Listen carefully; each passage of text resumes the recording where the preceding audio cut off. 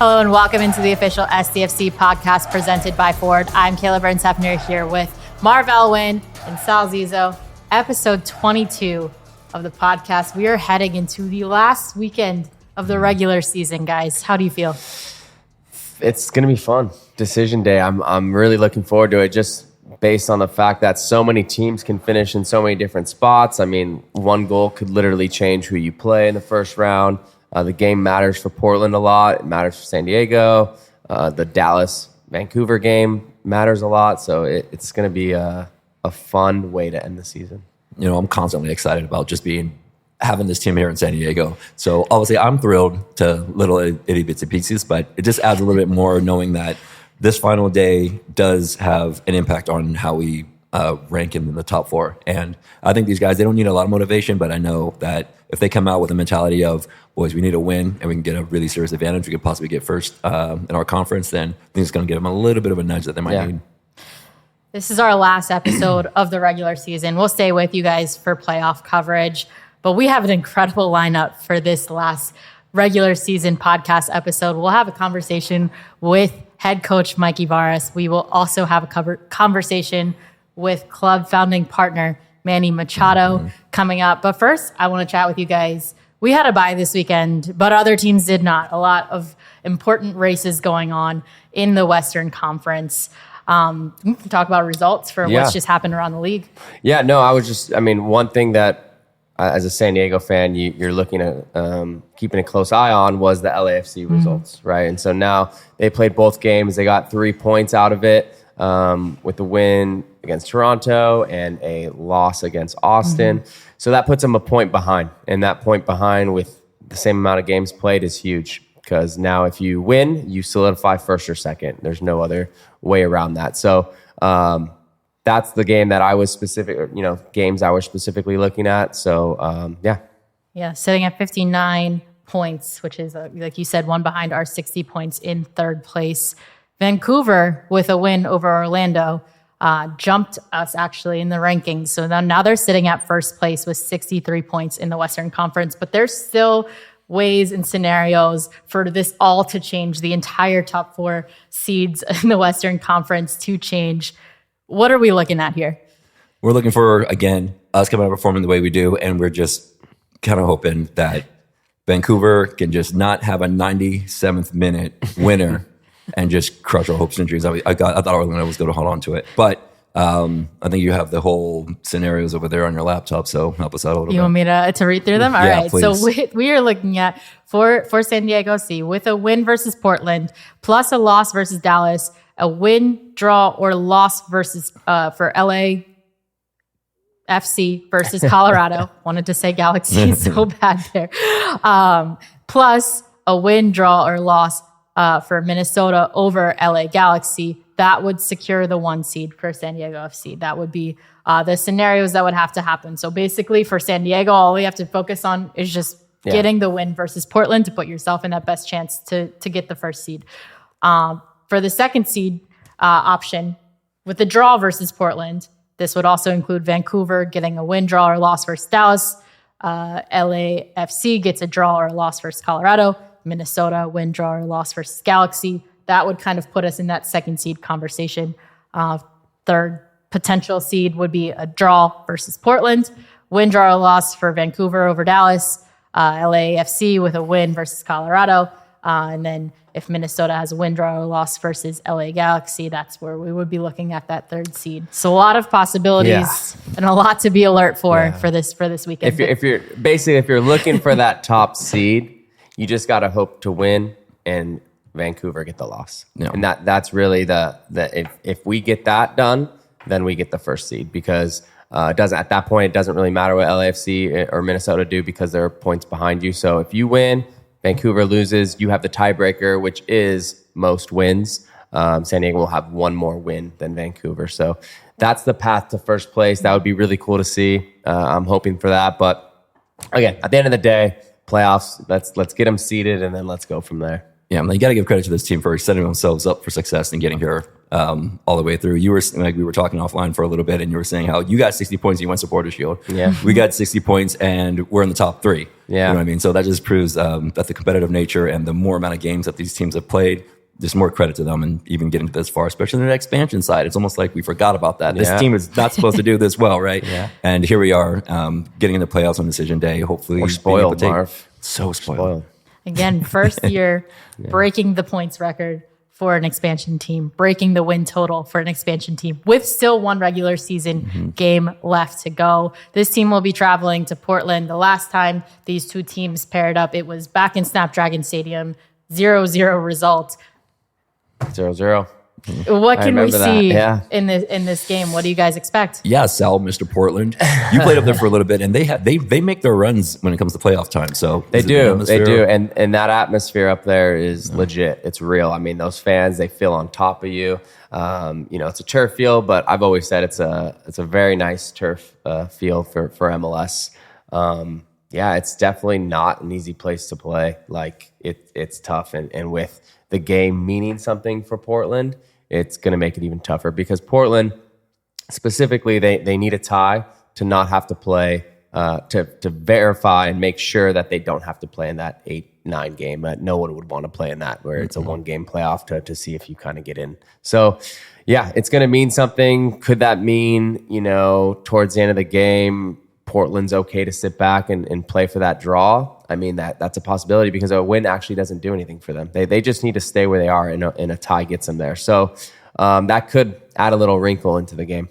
I was wanting to come out, just come at us as we want to draw you in so we can play around you. But again, we're going to be on turf, and the way our gameplay is so precise, the turf might have a little bit of an issue. Maybe not every ball is going to go as crisp. You hate the turf, Marv. I played on my first 4 years, and later on it just hurts our ankles, knees, hips, and back. Yeah. So now we're just old. But I'm hoping that we're going to be able to actually get a result from this team that came down here, held it to a 0-0 draw. But hopefully we can go up there and do what we do when we're it's definitely a place that, like, I've noticed when I was a player that I played for Portland, when teams come in there, they also get kind of like a boost playing there because it's so fun. It's such a fun atmosphere to play in. So it'll be interesting. It's about when you walk in, because the supporters are back there behind the goal and they're just shaking their keys and they're saying, "Go home." I don't know how the chant goes, but they shake their keys as you walk in. So it already kind of puts you in like a fun mood. I mean, I thought it was funny, but yeah, Portland knows how to come with it with the atmosphere. Yeah.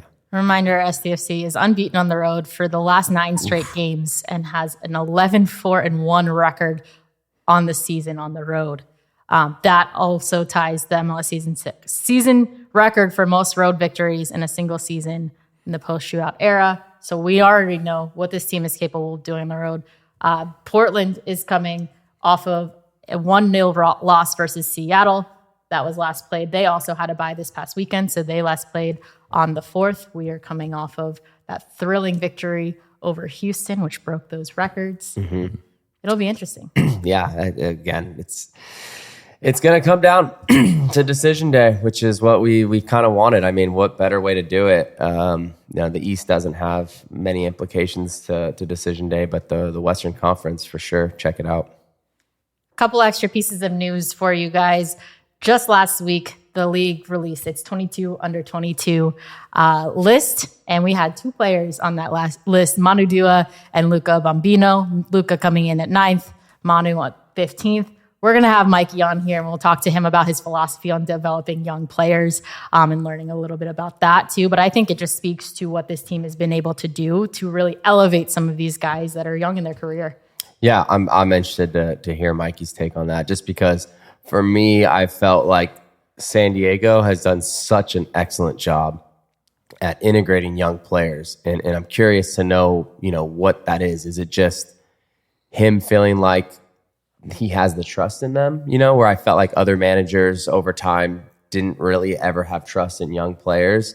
I'm really curious to kind of hear his take on that. Yeah, I think his whole strategy going about this year has been risky because if you're having an expansion side, it costs however much to get into the league these days, and you want to start off by playing a bunch of young players or players that are coming in from overseas and things. A lot of other MLS coaches would go for having the team not look like a expansion side, want to look with veterans all around to make it seem like it's going to be more comfortable out there. But here, it's almost like they built it from the ground up with young players in order to solidify the whole idea or premise of the way we play coming here in San Diego. So very excited to actually listen to Mikey and see what he has to say about all this stuff. Because before, at the beginning of the year, he was saying, you know what, when every guy's talk, it's about the players. It's all about the players. It's not about me. It's about them and what they do and how they succeed. But this is going to be about him. Well, you mentioned risk too. I think that's an outsider perspective would see that and say, yeah, it's risky to do that stuff. But I don't think they feel like it's a risk, right? They're doing everything that they feel like is probably the opposite, right? Maybe the safer way to do it. So yeah, just curious to see like his mind and his perspective on all of it. We had the most representation on the USA U20 men's youth national team. We can talk a little bit about the World Cup coming up and just some of these guys that have been representing their countries out there. The most notable probably is Dreyer scoring a brace in that 6-0 win over Belarus. But just a reminder, 45 nations will join the host nations, US, Mexico, and Canada, to make up that field of 48 teams. We have multiple guys competing with their countries. They've been out on international break in that World Cup group stage.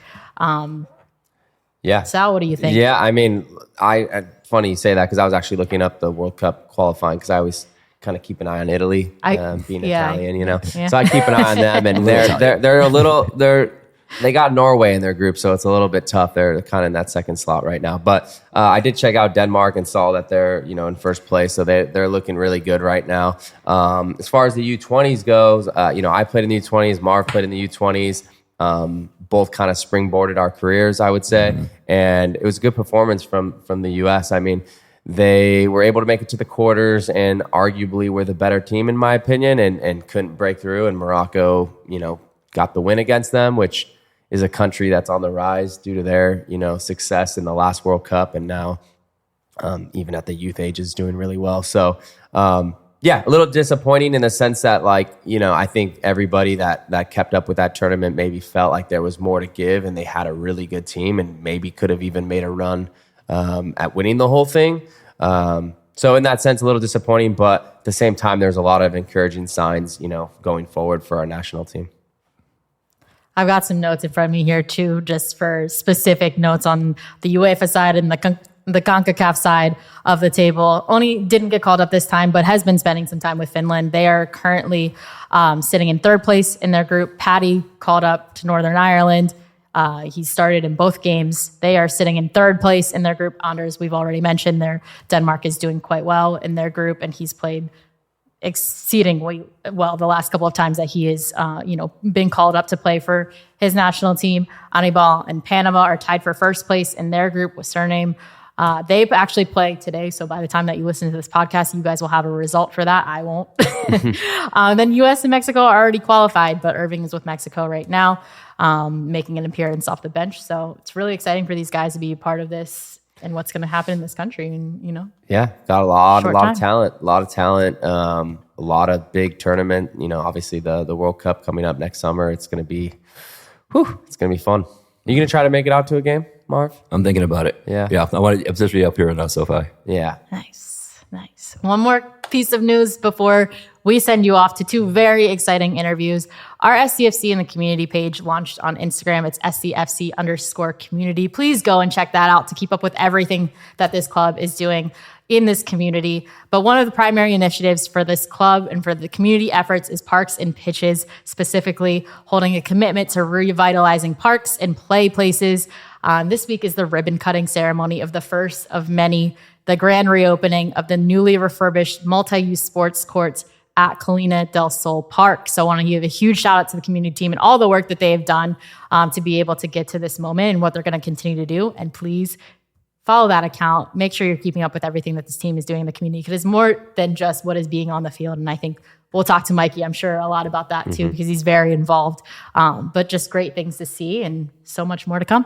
It's the summer sales event with the Ford Groom. Sam, 30 seconds on the clock. The Ford Summer Sales Event. Great time to buy. Correct. What do we have amazing deals on this summer? Ford trucks and SUVs. Is Ford America's all-time best-selling auto brand? Let me think. Yeah, it is. 3 for 3. What do I win? You get to work at the Ford Summer Sales Event. Amazing. I think I was was gonna do that anyway. You betcha. Based on Automotive News Almanac historical data and industry reported sales data from 1909 through 2024 CY. As the official specialty insurance partner of San Diego FC, Palomar offers standalone earthquake insurance that protects property and peace of mind. It's crucial to be prepared. Visit plmr.com or contact your insurance agent for a quote. Palomar, reimagining specialty insurance with innovative, creative solutions. All right, we are very lucky to be joined by head coach Mikey Varas. Mikey, welcome to the show. Yeah, thank you for having me. Appreciate it. Awesome. Well, we always love to do the first thing when we're talking to new guests on the show is to have a little bit of a background journey. So, Mikey, just tell us how you got to San Diego FC. Born and raised in San Francisco. Father's from Chile, mother's American. So, Chilean father, obviously, football was top priority my whole life. Played as a youth player in the Bay Area, ended up playing in Chile for a little bit as a youth player. Never played professionally, but got to have that kind of professional experience as a training player for a season in Chile. Started coaching really young, right after college, basically, and just loved it. I've coached every age group that there is, boys and girls. The only level I haven't coached is a female professional level or national team. And then as life has it, life takes you in random directions. I met Luchi Gonzalez at a coaching course for my B license or A license, one or the other. And he ended up taking a liking to me. He brought me to Dallas to be in the academy with him. When he got promoted to the first team, he asked me to be his assistant. And then ended up U20s head coach, senior team assistant, and found my way to San Diego, which I'll say back to San Diego because I met my wife in San Diego, and she actually moved to the Bay for me when we started dating, and then got married, and so got her home after quite a long journey. Where'd you go to high school? So she actually she would do her school year in either Alaska or Redding because her parents were split. Wow. So Petersburg, Alaska, island of 3,000 people. Know that one's out. Yeah, Redding, that's where she did like middle school, elementary, then high school in Redding. But she would do her summers every summer here. Her family's from South Mission Beach. Okay. Nice. And her grandpa, Delmar, this is a really interesting story in my opinion. He's, the sport over the line? Yeah. So he's a founding member of OMBAC. So he was one of the kids who grew up in South Mission Beach who invented that game. Oh, wow. That's huge. Yeah. Huge. Oh, interesting. That's awesome. What has it been like for you to come back to San Diego, as you mentioned, and launch this project here? Yeah, it's been it's a pinch yourself moment every single day, pretty much, because like San Diego's always been a special place. Obviously, I've made some of the best friends of that I have in my whole life here. I played a lot of football here as a youth player. Always loved it here. Met my wife here. And then, of course, so you got that vibe of the city that's always kind of like called you, And then when the city partnered with Right to Dream, and then you start to investigate, what's the mission and purpose behind Right to Dream, you're just like, okay, that's like right up my alley. So I couldn't have guessed it in a million years that it would work out this way, but I'm really grateful it did. I got a question. So your style of play, Mikey Varas' style of play before coming to Right to Dream, how different was that to how it is kind of now? Because I know they had a style. Obviously, you had a style. Probably wasn't like to a T identical, but obviously it was very similar, which is probably part of the reason why they hired you here. What was different and what kind of flowed and worked together? I think one of the advantages that I had is that it became apparent in the interview process that we were aligned probably at a 99 to 98% degree. Every topic that we talked about. Interesting. Whether I asked them a question or they asked me a question, we saw it the same way. There were some language differences, right? Because the style of play was developed in Denmark. I have a Latino background. So some of the words and how we describe things, but that's not the most important thing. The concept is. And then those 1% to 2% things that were different, I know for me, it really piqued my interest on how they might have saw it a little bit different. Okay. And so I'm a pretty curious person. So then I started kind of like contemplating or reflecting it, and I could see really good benefits for how they saw those little margins a little different.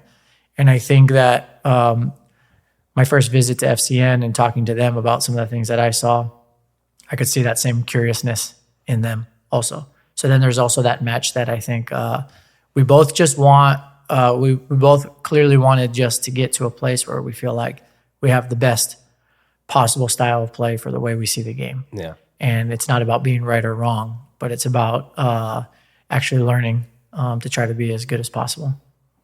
When talking to the players who have come on the podcast and even some of the coaches, there's a huge familial vibe through everybody. So having the same kind of ideas as Right to Dream and SDFC when you're first coming in, how do you go about getting these players that seem to all just be able to click the way they are? I mean, the scouting process isn't just can they perform on the field, but also seems like that they're also somebody else who is a good leader, a good individual, and willing to coach others or help others, or again, just have that kind of bond. Yeah, I think that starts kind of from a leadership perspective of, valuing connection. So connection within and then between. So making sure people know who you are first, right? And then want to do it with and for other people. And then that aligns to making sure you get the right people in the building.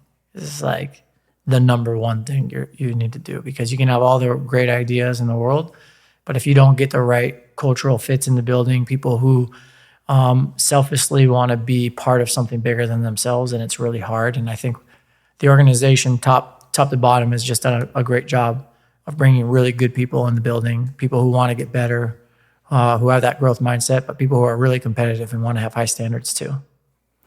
I think something that's been interesting to watch this team develop from kind of the ground up and see everyone come together is just how you've been able to instill these values and even really leading on the team to kind of build those. What can you share us about what the team has done and what you've helped lead them to do to create what their identity is? Yeah, I think so. The overarching philosophy is like our job as leaders and as a staff is to set the standard and to be the role model for that standard and make sure that standard is really high and the expectations are clear and they're really high. But the dream is ultimately that the players meet those standards and then they lift us up the final meters, that they take ownership over it and say, we got you from here, right? And they take us the rest of the way. And it's just a couple meters we need them to take us when we set the first standard. And so we've done a lot of things where it requires dialogue and partnership. So it can't just be us dictating everything. I think in the beginning, it was about setting clear expectations, giving general guidelines, explaining what the values were, the style of play was. But then it was about having them decide on what the definition of a great teammate is, for example, and letting them own that. And then referencing that over and over again, or letting them have a voice in the video session, letting them have a big voice in the locker room when it comes to pregame, postgame, stuff like that. And then ultimately, in my opinion, it's about, again, getting the right people. I don't want to be the star of this, right? I want to be a small part of something massively amazing.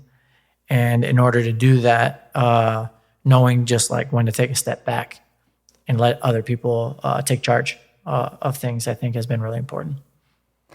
When you look, and I know there's still one game left in the regular season and then playoffs, but you look back on what this team has been able to accomplish so far, what makes you the most proud? The most proud for me is like when I walk in this facility every single day, there's a clear energy. And the energy reflects the values that I feel deep down in my bones. And that's what makes me happy every single day and makes me feel like we're moving in the direction that we need to be moving in, because this club will be a giant 10, 15, 50 years from now, and a lot of us will be gone. All of us will be gone, maybe. And what we do now matters in terms of where the club ends up, because we're pushing the ship in a certain direction right now. And the fact that every single day, whether it's the janitorial crew, it's the people in the kitchen, it's the staff, it's the players, it's the media team, it's the brand, whoever's here, the academy, it's a clear energy that is like, we're all here for a reason. That reason is to be elite, and how we treat each other matters. And that makes me happier and more proud than anything else. With all your experiences from the youth side of things, you come here, first time being head coach of a expansion side, has the whole idea and premise, and so you say one of your strengths is building up younger talent and then having them be able to get to the level of professional or national team level? I think I have a lot of experience in helping develop conditions where talent can thrive. And I'll never take credit for developing talent, because I always say, like, we have to be so careful because words matter. You know, there's 4 ingredients, in my opinion, for like the development of a professional player. It's 1, their talent, and that's theirs. That comes from their mom, their dad, their grandpa, their ancestors. I mean, they are born with something. Then the second thing is motivation, and that also has to come from them. You know, too many times you hear the story of that guy was so talented but just didn't want it. True. And that also is driven from inside the player. And these are 2 things that you can never take credit for.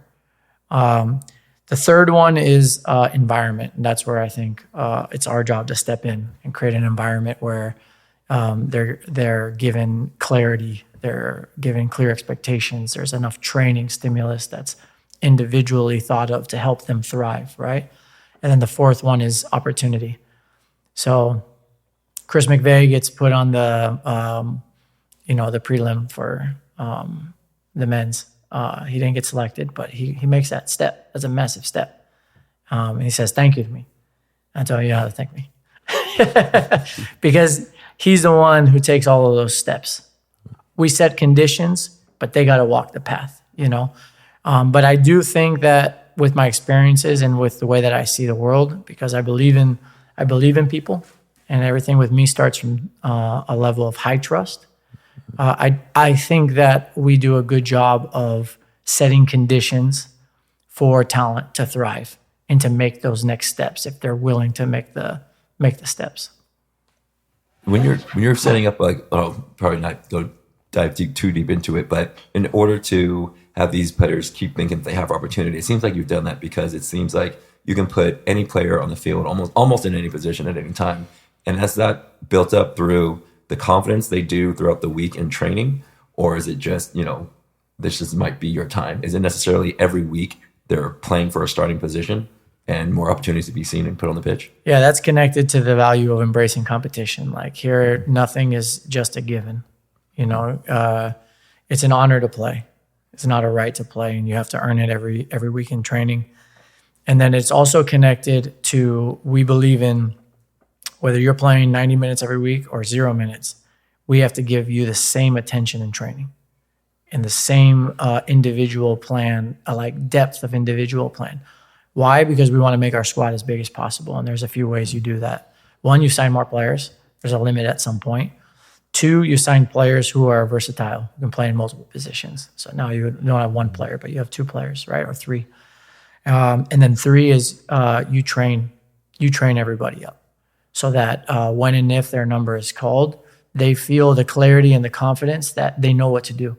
Because the worst thing for a player is having doubt about what is my role, what is expected of me, can I do it?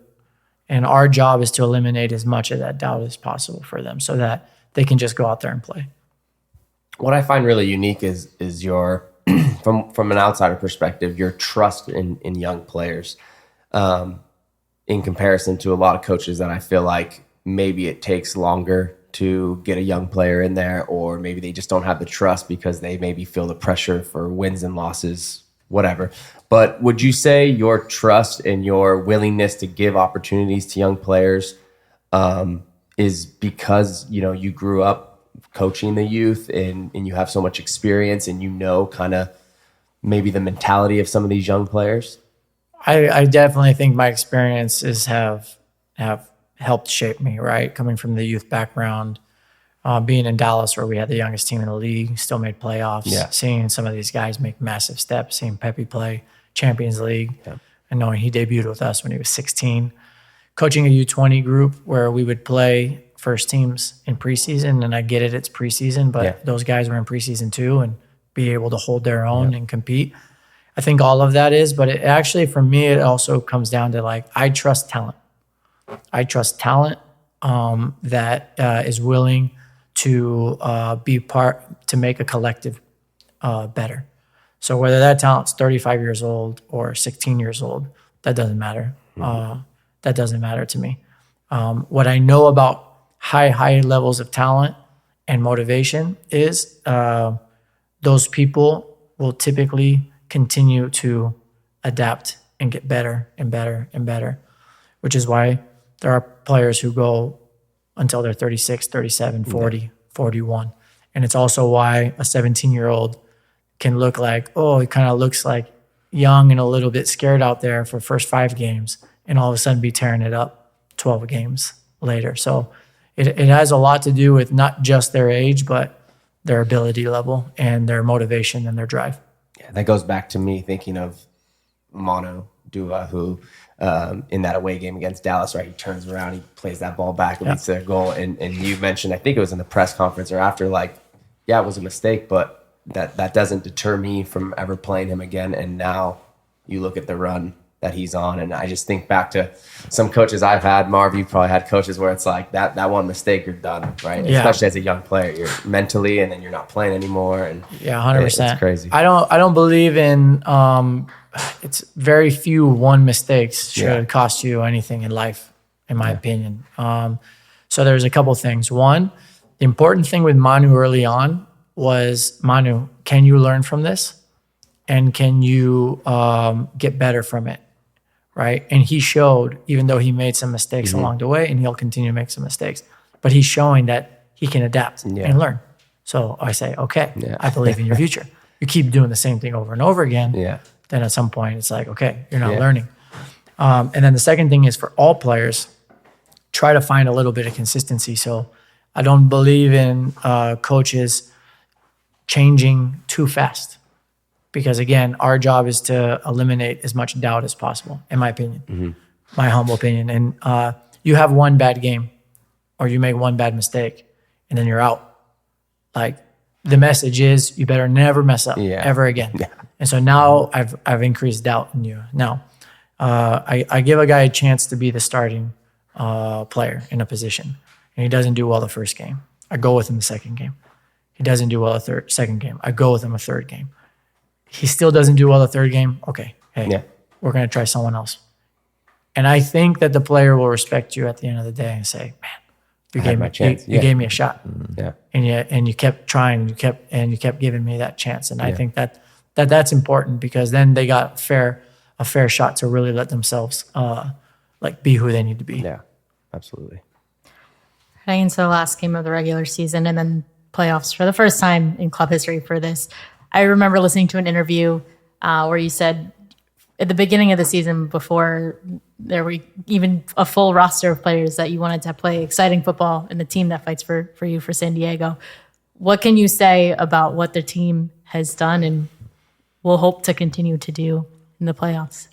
I hope that people who watch us play feel that the boys have exceeded expectations, because it's a team that fights every single second of the game.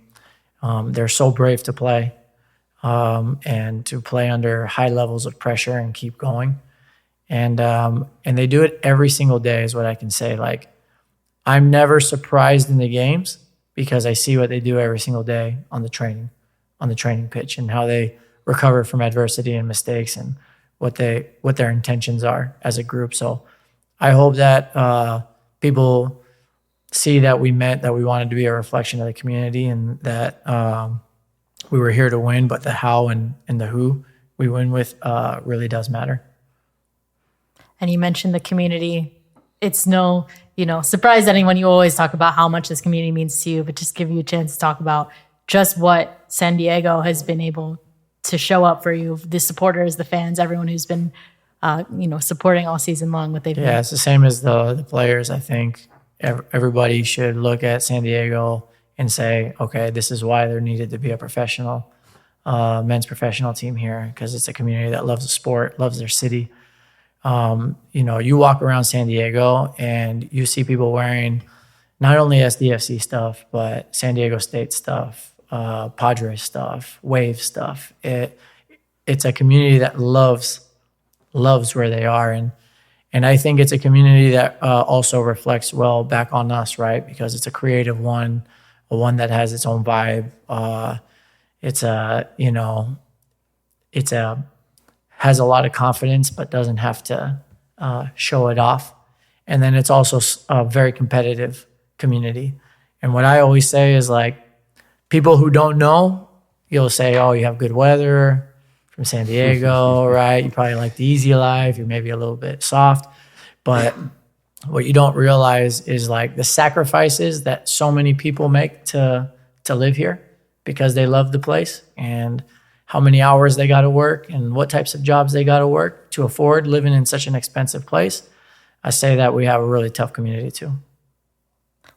Awesome. Well, that's all we have for you guys. Thank you so much for the time, Mikey. Really appreciate it. And yeah, appreciate we'll you all. See you guys all. If you're not traveling to Portland, we do have watch parties. Please stay tuned to our socials for all information on how you can go and support for the last regular game of the season. Thank you. Single match tickets for San Diego FC's Audi 2025 MLS Cup playoff matches are on sale now at sandiegofc.com/playoffs. Fans can secure their seats to witness the club's first postseason run and be a part of this milestone moment in San Diego soccer history. 2026 SDFC season ticket members receive guaranteed access to purchase playoff tickets with the best value and best seats. Fans interested in becoming a season ticket member can visit sandiegofc.com/memberships for more information. Fans can learn more about tickets, playoff format, and more by visiting sandiegofc.com/playoffs. Hey everybody, this is Darren Smith. I host a radio show called SDFC Midweek Live. You can hear it Wednesday nights, 6 o'clock on San Diego Sports 760 and anytime on the iHeartRadio app. Join me, Adrian Garcia Marquez, Warren Barton, SDFC players and staff. It's the only hour on local radio dedicated 100% to San Diego Football Club and the beautiful game. All right, we are joined by founding partner of San Diego FC and Padres third baseman, Manny Machado. Manny, welcome to the podcast. Thank you. First of all, just tell us, you've been exploring the facility today. Tell us a little bit about your day. It's been great seeing the guys out there working out. They're getting after it right now, which is pretty cool to see. Kind of saw the facility a little bit, locker room, weight room, cafeteria. Pretty nice, kind of nicer than ours in San Diego. So we might have to do a little fix there, but it's been a great experience to kind of see it come up. Kind of first time here since groundbreaking. So to see it live, it's been pretty nice to see. It's definitely top of the line and super nice. A lot of development since 2023 when that groundbreaking was to now this team towards the end of the season. It's exciting to see. I'm sure you've got so many favorite moments so far from the season. Just tell us a little bit about your journey and being a part of this club since day one. It's been awesome to see. I mean, just following the team, obviously being a fan, being, seeing it firsthand, seeing how it kind of all came about. I think that's the funnest part about it. And then seeing it actually be real, seeing it on the pitch, seeing it on the field, seeing it on the road, seeing the fans come together.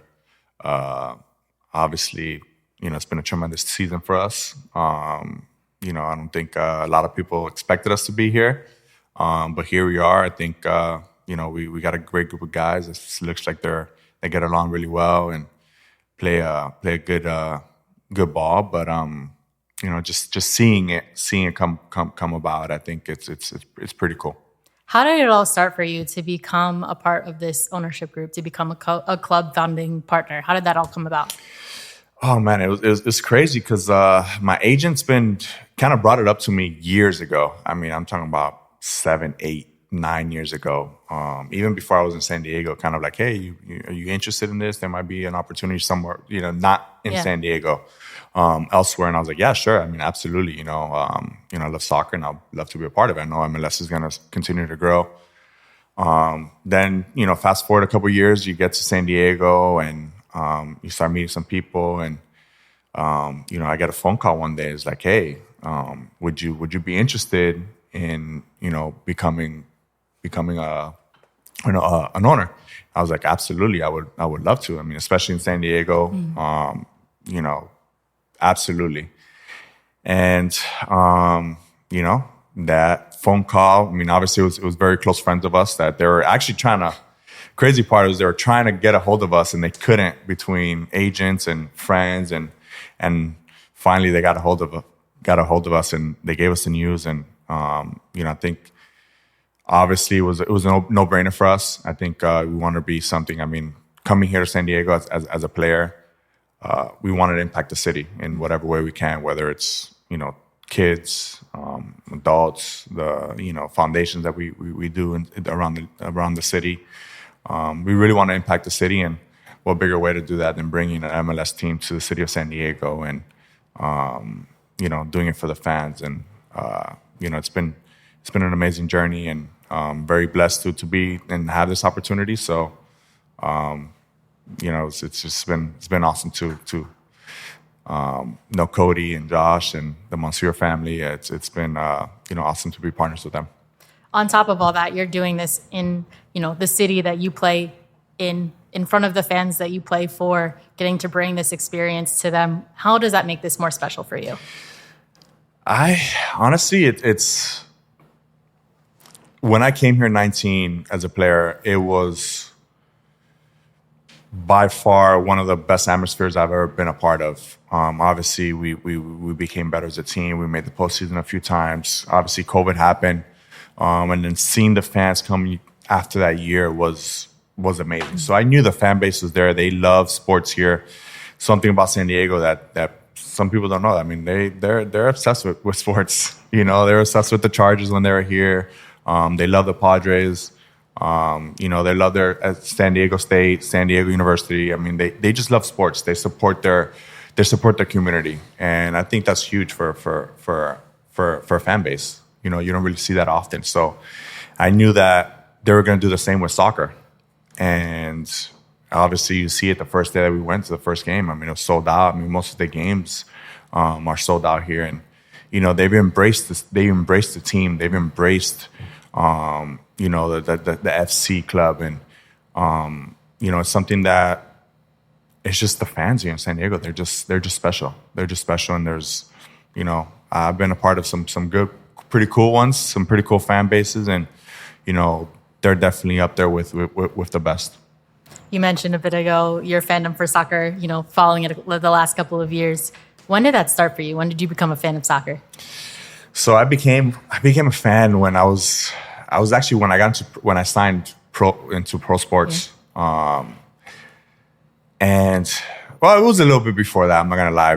The Brazilian World Cup, I was a big Brazil fan. And then when I really got into it was in 2010. I kind of got into it. I fell in love with Messi in Barcelona, and I kind of just started following the sport, and I kind of just got addicted to it and watched it and fell in love. And it was a battle between Messi and Ronaldo, and I kind of like watching the two superstars. Obviously, I just got into baseball, into professional sports, so I kind of wanted to see, the best athletes in the world, how they compete, how they went about business, and how they competed against each other. And it kind of, helped me out in my career as well. And just started following it since then, and kind of just continue to grow and continue to grow for the love of it.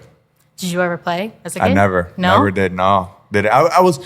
So my family was, they're more in baseball and basketball. And, I'm from Dominican Republic. So in Dominican, soccer wasn't big. Not a lot of people played.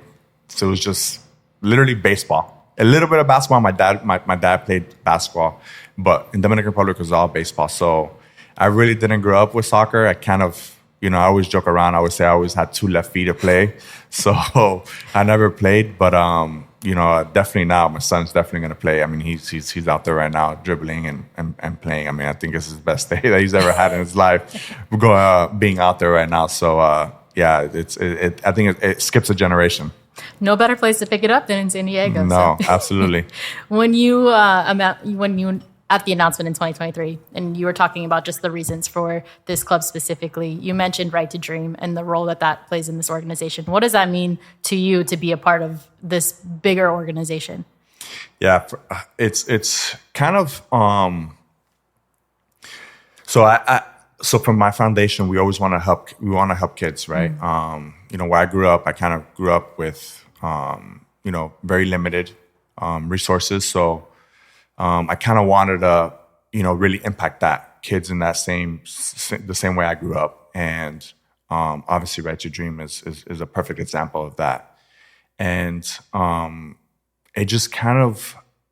I wanted, like, when I found out about it, I kind of I had envisioned myself doing the same thing with my foundation for baseball. Mm-hmm. It's very hard for baseball to, find opportunities like that, scholarships, get them into a college, obviously play the sport, teach them the sport, but most important, school. Mm-hmm. It's about education. So I wanted to do it for baseball, and I saw Right to Dream. I'm like, man, I want to be a part of that. I want to help out. I want to learn about it. I want to see what they've done, how they grew to have 3 facilities all over the world, 4 facilities, be one of the biggest academies in the world, and be a part of that. Because I think at the end of the day, is this generation that's coming next is what's going to impact us. It's going to impact the world. And for us to have an ability to be a part of that, I think is kind of special. And, seeing it firsthand is where I wanted to be, and I want to be a part of it. You met some of these young student athletes, and you had them out to BP not too long ago. What did you think of meeting these kids? They're funny. They're funny, man. They're I always say kids these days are a little different, but they're awesome. They're excited to see the sport. It was some kids from San Diego, some kids across the world. Seeing them there with my bobblehead, seeing them see BP, they were asking a lot of questions, which was kind of actually great, because some of the kids, they see us ball players, and they kind of, that's the difference between some of these athletes that they're athletes. They're asking a lot of questions. Every person that walked by, they were asked Toddy, they were asked Jackson, they were asked all these players that walked by, they were asking them questions. But just seeing their face, how happy they were getting a jersey. They gave me a jersey signed by the team that I have in my locker, which was kind of cool, kind of special, So, I mean, it was pretty cool to have them out and see their faces, and kind of show them like what a big league style is, and now seeing them, hopefully get to the MLS or even to the Premier League or wherever they end up. But just knowing that moment there will probably impact, whether it's one or all of the kids that were there, could impact them in whatever way, shape, or form that could stick to them for the rest of their lives. Yeah, you're a part of their journey basically from day one too, and you will have a lot of influence in their growth and development, which has got to be really cool for someone in your position to be able to give back to the community that you're playing for. Yeah, love it. I love seeing there was some kids from San Diego that were there, and they're like, man, I watched you when you played here, your first year, man. You're my favorite player, and I play sports because of you, and I want to be just like you. So I mean, hearing those things, I think are what kind of this is why we do it. You've been part of so many moments for this club: the groundbreaking, the announcement ceremony, the brand reveal. You were the first keeper of the flow at the inaugural home match. What has this journey been like for you, seeing it all come together, and what have been your favorite moments so far? Yeah, it was awesome. I was actually kind of nervous for it, because they told me what it was and what I was going to do, and I was like, man, I honestly, I played in the World Series, I played in the World Baseball Classic, I played in front of our fans postseason. I was never nervous, but grabbing that and pulling it up, I was kind of nervous. I'm not going to lie. You set in momentum what is our ritual for the rest of the season. that's what it was. I mean, I said it in stone, and I guess my nervousness got it going. The energy going. The energy, and I mean, it was pretty cool to be a part of it. Seeing the anthem right before it, holding it, going out there, seeing the fans, the smoke. I mean, it was just a lot of energy in that stadium that day, and it was pretty cool to be on there. And it wasn't just me being up. I'm a player, so I've been on the same side as a player, and it was completely different. I mean, it was a completely different feeling, something I've never felt before, and I was kind of, I mean, I get goosebumps even talking about it because it was that intense, that much energy going on, and obviously we're setting history, right? I mean, it was history being a part of that. So me being there, doing that, being part of that as well, kind of just. I mean, it's just. I mean, I haven't even no words to describe it. Honestly, it was just pretty cool, and obviously we didn't win the game, but just being there, watching it after, was special. I mean, that's up there with one of my most special moments. And then you brought your teammates to come celebrate with you and do it again the next time. What was that like to be able to share that with them? It was so cool the first day as my family, we went out and we saw it. I got back to spring training and I was like, dude, like you guys, like we had Joe there talking about it. Like, I mean, he's from San Diego and he was like, man, how was it?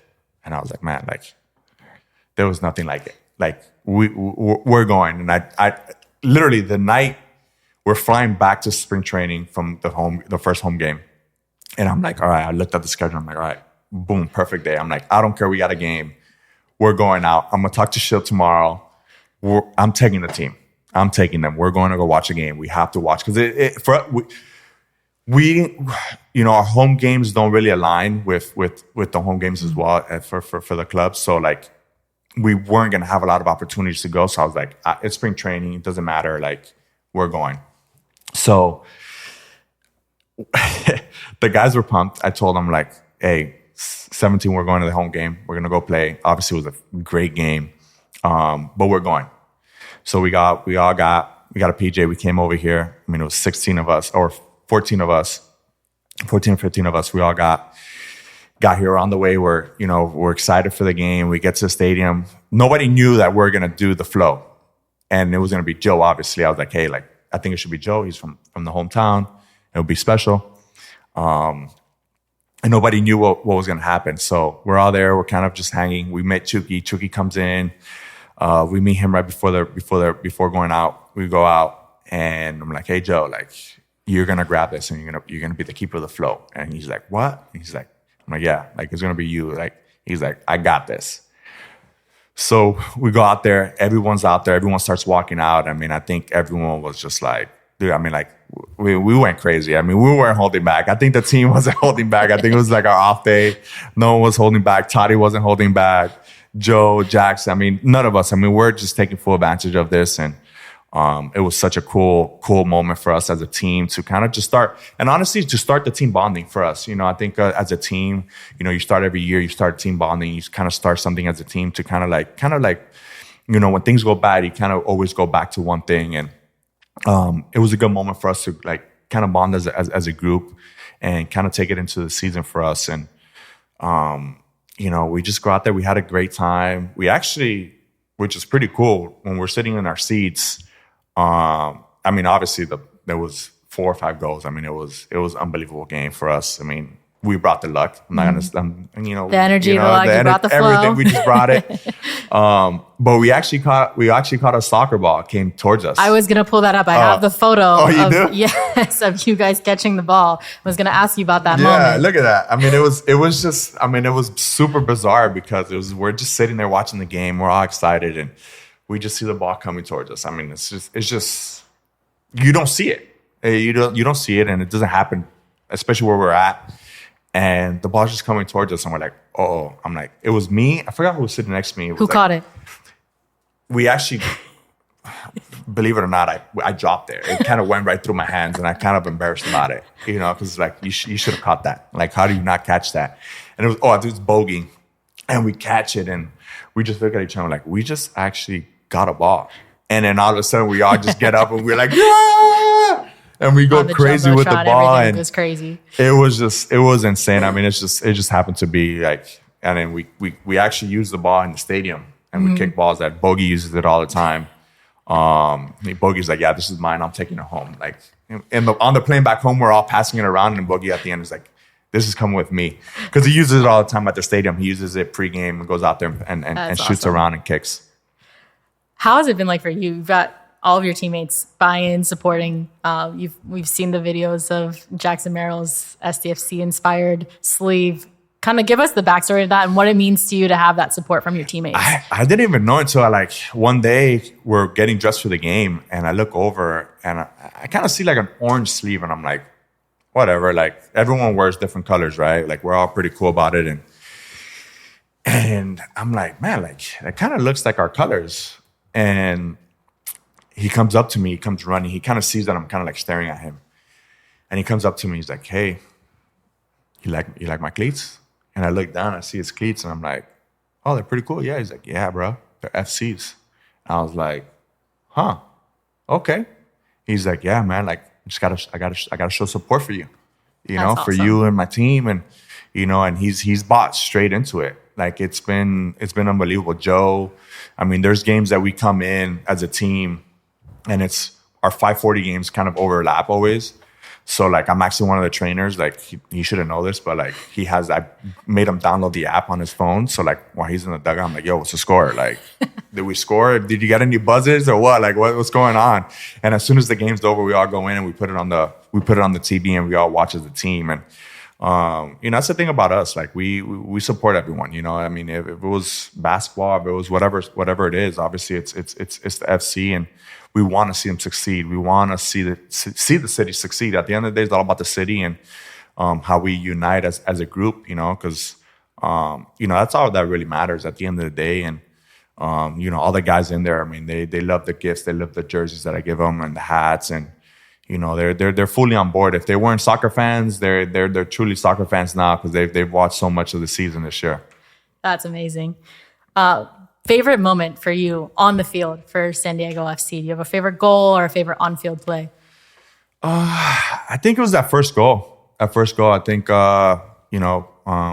when Dreyer made it in the opening match, I mean, I think that was by far the best goal and the proudest moment because it's kind of like you kind of see everything develop, right? You see groundbreaking. You see the team expansion. You see the jerseys unveiling.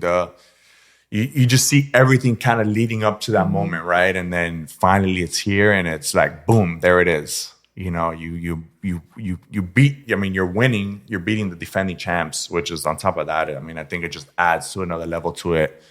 But I think that was the most special moment, just because of the build up to it, right? And then you finally get there. I think everyone's kind of nervous about it, and then you finally go out there and you get one, and then you get another, and then it's like, wow, we're up, and you get the first win on the road against the defending champs. I think doesn't get better than that.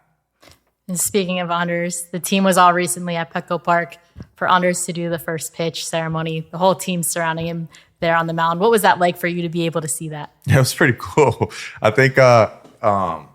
First, I mean, it was actually a good throw. I think he was a little nervous for it, but it was a great throw. Short hopped it a little bit, but I probably swing at that same pitch. I'm not gonna lie. I'm a big chaser, so I chase. But just seeing them all there, surrounded, getting the support from the fans. I think the city has been great. I think they've been great to me. I think they're great to all their players. They support all their players through thick and thin. Good and bad. I mean, no matter what. And I think, seeing them up there and kind of taking it in and enjoying baseball, I think it's something different for them to watch and see. So, kind of, reminded me of a little bit of unity, kind of like us uniting as a whole group, for one cause, which is the city, and to bring championships to the city that the fans deserve. And, what's pretty cool. And I get up there, and after, they were kind of all the guys were kind of like, kind of funny because it's kind of like baseball. We're all kind of like chit-chatting and kind of like throwing jabs at each other and messing around with everyone, and kind of started, kind of telling Jair that he kind of short hopped it. That he kind of messed up, and he's been practicing for so long to do it, and he short hops it. So it was kind of fun to see that they're just like us, and it was pretty cool. You know, the team actually threw tryouts to be able to see who was going to throw the first pitch. So everyone after warm-ups, went out and practiced their throws. And who had the best throw? Well, Anders won. Oh man, I would love to see that. I would love to see all those throws. For sure. Love to see that. All right, and the message to the fans: they support you. Now they're also supporting San Diego FC. What is your message to the fans as San Diego FC goes on to the playoffs? Yeah, I mean, continue to support. At the end of the day, they've been here since day one, and truly know that they're going to be there at the last day, and get ready for the playoffs. I mean, I think San Diego's loves playoffs. Obviously, we fell short. We didn't have one on the baseball side, but now we have an opportunity to do something special on the football side, and I expect them to be there. I expect them to give their all like they've always done, and get ready for the postseason in FC. Will you be there? Absolutely, I'll be there. Oh. Absolutely, I wouldn't miss it for the world. Any final message to this team? They're going into the last game of the regular season and then on to playoffs for the first time in club history for them. Any message to the team? Honestly, just go out there and play the game that they played, all year. It's nothing different. Obviously, it's a playoff. But at the end of the day, we have a great team. We have great leadership. We have a great head coach. Play as a team. Continue to play as a team. Continue to do the little things that count. And play the game that they've been playing all year. It's nothing different. And enjoy yourselves. I think what they've accomplished this year as a whole, as a group, as a club, is special. And it's something that's obviously going to go in the record books, first time in history. So be proud of that. I think that's a great honor to be a part of. And, at the end of the day, like I tell everyone, enjoy yourself. You're playing the game that you love. Go out there and leave it on the pitch. And hopefully we come up with 2 victories pretty quickly and move on to the next round and, do it in front of the home crowd, which is the best. And, at the end of the day, it's about, the guys that's right next to you and try to enjoy every moment of it. Awesome. Thank you so much. We'll leave it on that. I really appreciate all the time and everything that you've done for this club and being a part of all of these great moments. Manny, thank you for joining the pod. No problem. Thank you.